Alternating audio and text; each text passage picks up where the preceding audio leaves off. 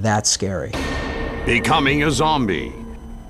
Some have dedicated their lives to making themselves, and others look like zombies. The zombies look really more menacing when their teeth are exposed. I think I was born to play the undead. How do you make dead coming back to life scary? For these deluded individuals, looking like zombies is considered an art form. When I was about 11, I saw Man of a Thousand Faces, and that's the first movie that shows somebody creates this stuff, because I believe they were real before that. And then I decided, well, I'm going to be the guy that creates that. I'm the Wizard of Gore, the King of Gore, Dr. Splatter, I've been called that. So I think in general, most people who don't really know the body of work, I'm Mr. Makeup, because of Dawn of the Dead, Day of the Dead, Night of the Living Dead. Being in Land of the Dead, being in the Dawn of the Dead remake, directing the sequel. So yeah, I've been associated with zombies, I guess. It makes perfect sense to me now. Sit up straight for me, please. I had this effects school here. I get effects jobs, but I turn it over to my students. There is a cult following out there for the next Romero zombie film. It's almost like the next Star Wars film coming out, or the next exhibit from your favorite artist, Romero or me as the effects guy. And I think Greg Nicotero has taken it a step further as well. The baseball girl zombie with half her jaw missing, you could see through, that was makeup, and that was pretty damn good. Scary jaw rip girl. I can't even tell if you're smiling underneath there or not, because you're just, there you go. You're like, you can talk, There, see? She talks and everything. If you imagine over and over again doing all these creature effects, you don't want to ever feel like, oh, I've seen that look before. I've seen this before. I've seen that before. So you're constantly trying to reinvent what people look at as zombies. In Night of the Living Dead, they just had virtually no makeup. There was a couple latex wounds on them. And then, of course, Dawn of the Dead, you had your hero makeups, and Tom sort of set that blue-gray pallor to their faces with all the wounds and stuff on it. And then that was kind of the mark. Then when we did Day of the Dead in 1984, we took the design a little further. We went with like browns and gray palettes, and everything had real funky-looking teeth. And then as films have progressed, the techniques of makeup have also progressed, and the talent of the people that do it. How do you make dead coming back to life scary? And there's only so much you can do to the face or the clothing to make somebody a zombie. Dawn of the Dead, we just painted people gray, and there was some appliance work. On Day of the Dead, it was almost everybody had an appliance on. We had 3 layers of zombies. The backgrounds wore masks. The middle people were made up by the costume department, and then we would do the appliance.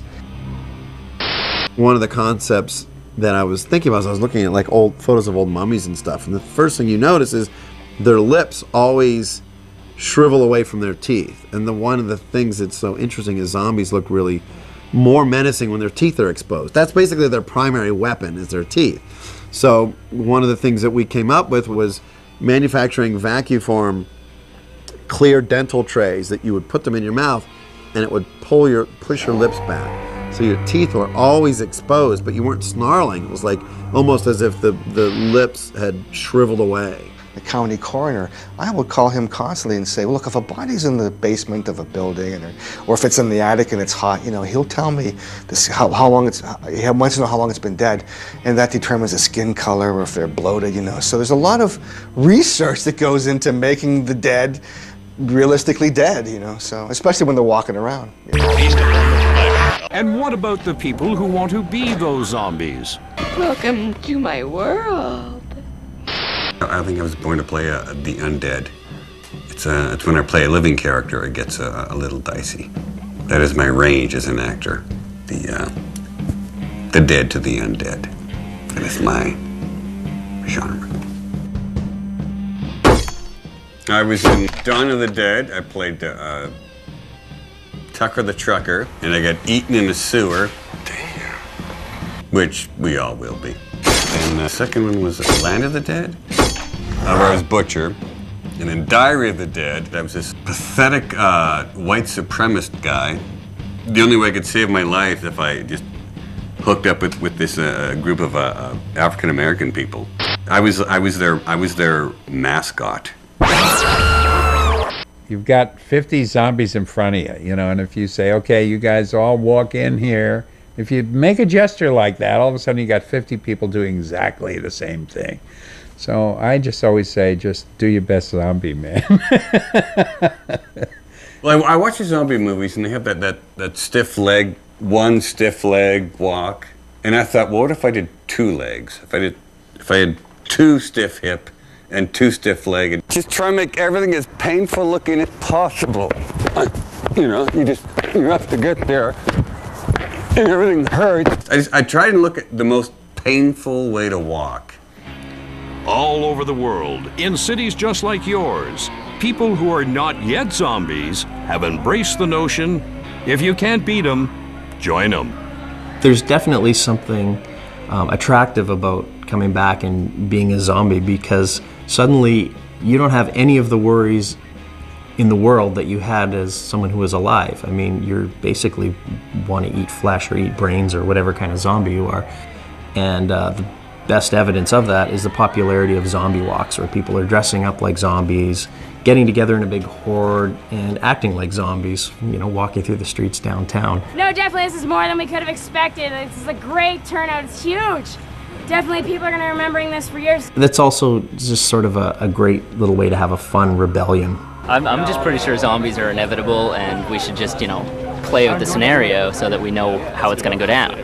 I find that absolutely fascinating. I mean, most people wait until Halloween before they put on their costumes, but zombie walks aren't limited to Halloween, and it's a real act of the imagination. It's a fandom that isn't just passive. You're not just receiving images from a movie. You're actually making your own zombie out of yourself. The idea is to just not break character all day. We're all really zombies when you think about it. No brain eating, I hope. That's what we don't want. When you start eating brains on your zombie walks, gone too far. Yet, at the core of the fad, there is something disturbingly real. The first time I heard of Wade Davis was when I was still in college, and I read a review of this book he had written called The Serpent and the Rainbow. And it was a book that took an entirely new look at zombies. It wasn't a book written by somebody who wrote about horror movies or somebody who wrote about folk stories or mythology. It was written by somebody who was an ethnobotanist and who went to Haiti to find out whether there was any kind of truth in any part of the zombie story.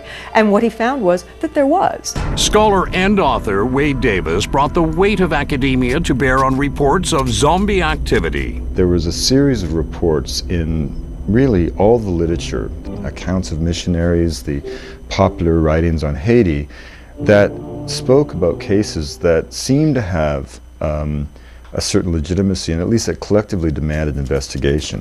While in Haiti, Davis was introduced to a sinister poison that, with a few drops, could induce victims into a zombie-like state.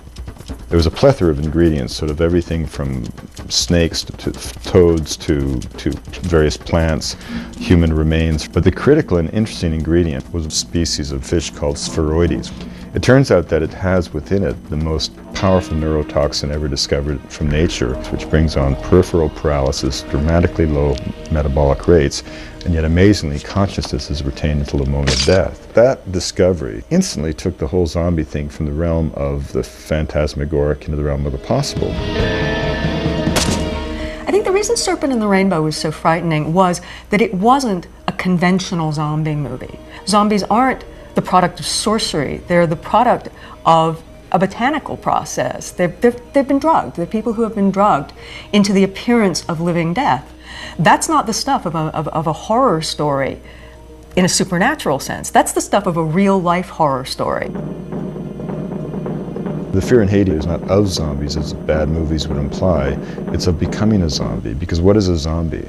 A zombie is someone who has had their soul stolen by sorcery. What's a zombie?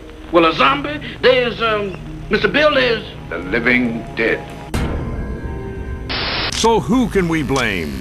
Who can we point to? Who is responsible for this tide of undead terror? Romero. Romero. Romero. Romero. Romero. Romero. Romero.